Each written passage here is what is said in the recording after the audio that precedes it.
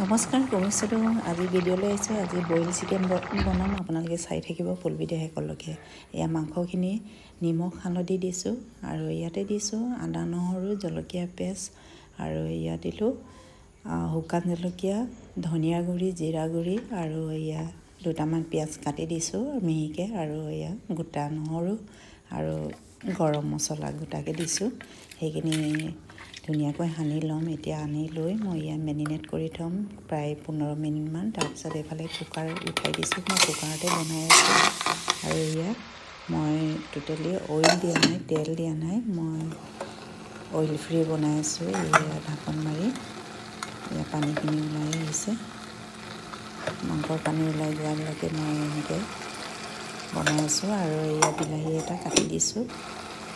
সেইখিনি মই বাকলিখিনি গুচাই দিছোঁ আৰু এয়া সিজিয়ে গৈছে। মই এইখিনি ভাঙি দিম এতিয়া।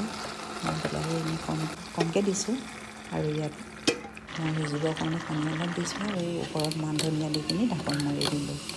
এটা হুইচেল মাৰিব দি কিনি এয়া মই আকৌ আপোনালোকক খুলি দেখুৱাম ফাইনেল লুকটো। এটাই হুইচেল মাৰিব দিব আৰু এয়া ইমান ধুনীয়া চেন এটা আহিছে নহয়। এনেকৈ আজি ভাতৰ লগত গৰমে গৰমে পৰিৱেশন কৰিলোঁ। আজিৰ ভিডিঅ' ইমানেই। Thank U.